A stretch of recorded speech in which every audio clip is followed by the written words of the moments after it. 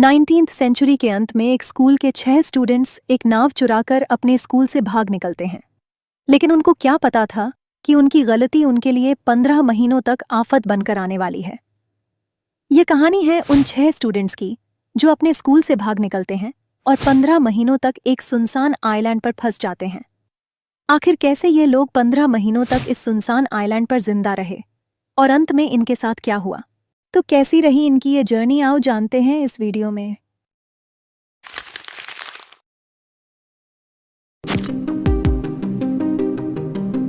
उन्नीस 1965 से जब टोंगा के एक बहुत बड़े बोर्डिंग स्कूल से 6 बच्चे गायब होते हैं। आपने बोर्डिंग स्कूल के बारे में मूवीज में तो जरूर देखा होगा।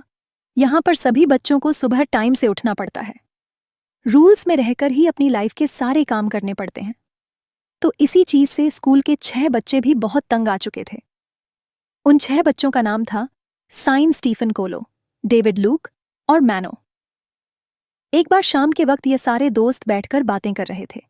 तभी सायन ने कहा कि चलो कोई ऐसी चीज करते हैं कि हमारा दिल खुश हो जाए और इस बोर्डिंग स्कूल से भी छुटकारा मिले। साइन ने कहा कि क्यों ना कुछ नया एक्सप्लोर करते हैं और किसी आइलैंड पर घूम कर आते हैं। तो बाकी 6 लोगों का यह कहना था कि स्कूल से बाहर निकलने की परमिशन तो हमारे पास नहीं है, तो हम दूर आइलैंड पर कैसे घूम कर आएंगे। तो फिर उसने अपना प्लान बताया कि हम रात को निकलेंगे और सारा आइलैंड घूमकर वहां रात बिताकर फिर वापस इसी बोर्डिंग स्कूल में आ जाएंगे। सभी बच्चे साइन के साथ जाने के लिए एग्री हो जाते हैं और यह सब मिलकर फिजी नाम के आइलैंड पर जाने की तैयारी करते हैं। यह फिजी नाम का आइलैंड टोंगा से लगभग 800 किमी दूर था। लेकिन यह बच्चे यह चीज नहीं जानते थे कि यह सफर कितना ज्यादा मुश्किल होने वाला है। बच्चों के लिए सबसे बड़ी मुश्किल थी बोट, क्योंकि ना ही उनके पास कोई बोट थी और ना ही इतने पैसे कि वह कोई बोट खरीद सके। लेकिन उनके बोर्डिंग स्कूल से कुछ ही दूरी पर मछुआरा अपनी बोट्स को खड़ा करते थे।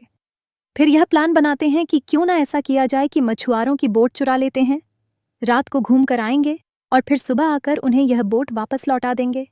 रात को जब सभी बच्चे सो गए तो यह लोग मिलकर वहां से खाना चुराते हैं और इसके ही साथ एक गैस स्टोव और सीधा बोट्स वाली जगह पर पहुंचते हैं और बोट चुरा लेते हैं और अपने फिजी आइलैंड जाने के लिए रवाना हो पड़ते हैं। बड़ी प्रॉब्लम यह थी कि ना ही उनके पास कोई मैप था और ना ही कोई कंपास। इन चीजों के बिना समुंदर में सही रास्ते पर जाना ना के बराबर ही है। इसी के बाद सभी बच्चों को नींद आने लगी और एक एक करके यह सभी सो गए।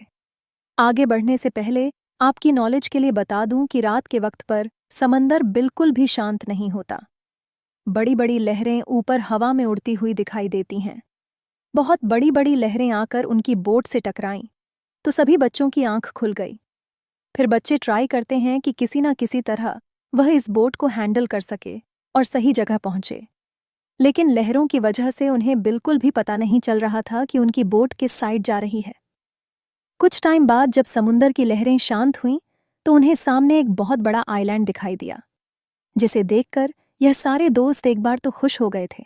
अब वह अपनी बोट को उस आइलैंड पर लेकर जाना चाहते थे।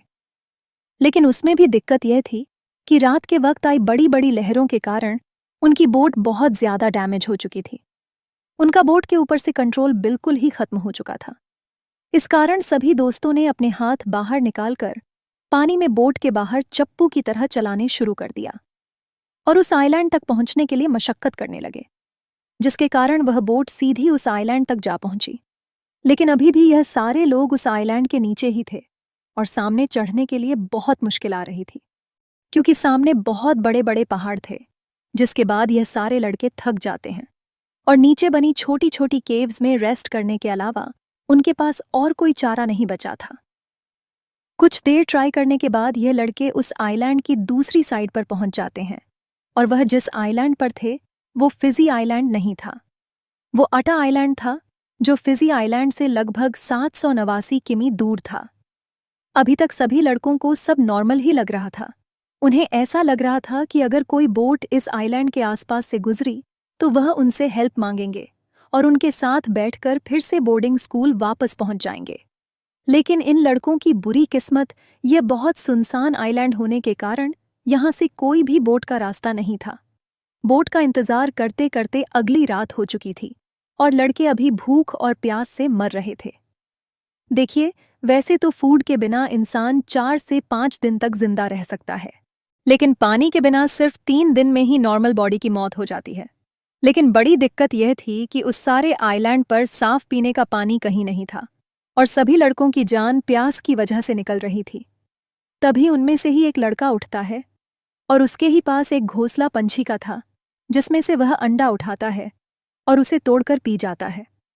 अंडों को पीकर उन्होंने अपनी प्यास बुझानी तो शुरू कर दी थी, लेकिन अभी तक उन्हें खाने के लिए कोई भी चीज़ नहीं मिली थी। इसलिए उन्होंने बर्ड्स को मारकर कच्चा खाना ही शुरू कर दिया। और जो गैस स्टोव वह बोर्डिंग स्कूल से उठाकर लाए थे, वह तो उसी रात पानी में बह गया।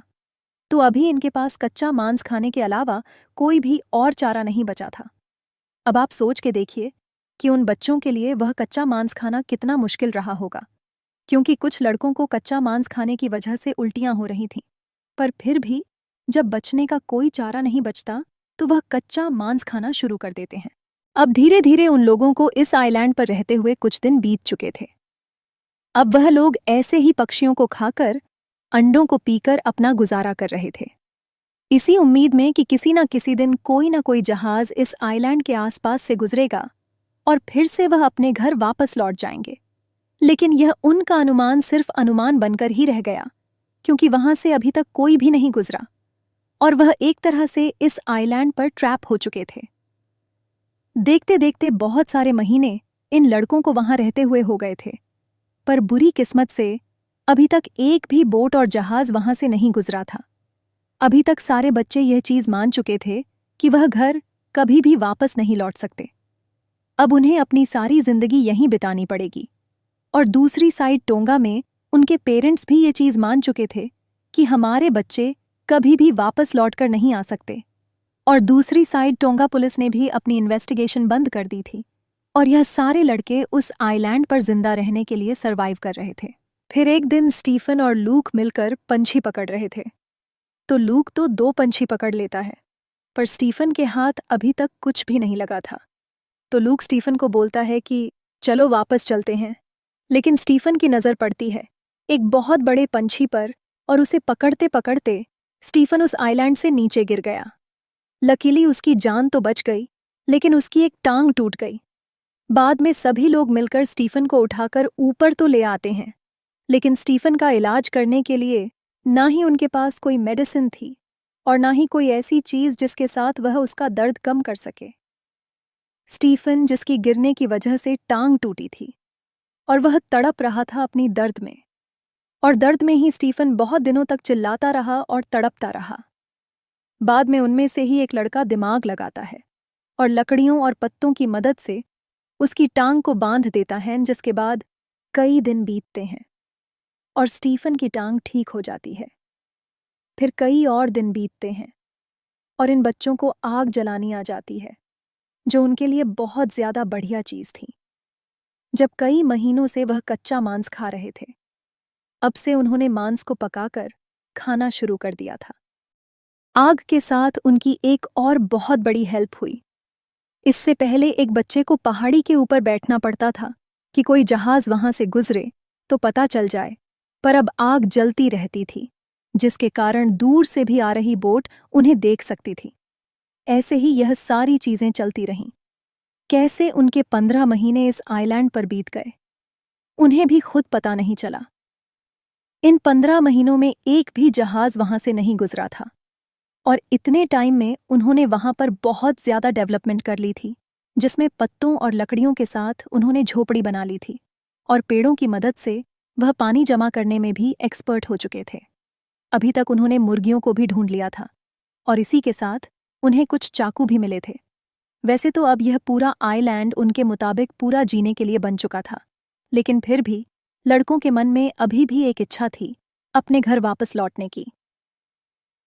फाइनली एक दिन स्टीफन को दूर एक बोट नजर आती है। वह पत्ते हिलाता है, हाथ हिलाता है और दूसरी साइड पीटर नाम का व्यक्ति बोट में बैठा हुआ था, जिसको पहले तो ऊपर हवा में उड़ता हुआ धुआं नजर आता है, जिसके बाद जब वह अपनी दूरबीन से देखता है तो उसे वहां स्टीफन हाथ हिलाता हुआ दिखाई देता है। पहले तो पीटर सोचता है कि यह वहां पर ही रहने वाला कोई आदिवासी है, क्योंकि अभी तक लड़कों का पहनावा भी आदिवासियों जैसा हो चुका था। अब पीटर ने जाकर यह पूरी घटना मीडिया को बता दी।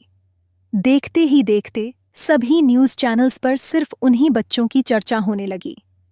यह कहानी हर जगह ट्रेंड करने लगी, जिससे लोग को इन बच्चों की संघर्ष भरी यात्रा के बारे में पता चला। इन लड़कों की कहानी पर एक बड़ी फिल्म भी बनाई गई, जिसके पैसे बाद में पीटर को भी मिले, क्योंकि वही था जिसने पूरी दुनिया को इस घटना के बारे में बताया। अब मैं आपसे पूछती हूँ कि आप बच्चों की जगह होते तो क्या करते, कमेंट करके ज़रूर बताना। मुझे उम्मीद है कि आपको ये वीडियो अच्छा लगेगा। वीडियो देखने के लिए थैंक यू। फिर मिलते हैं नई वीडियो के साथ, तब तक के लिए बाय।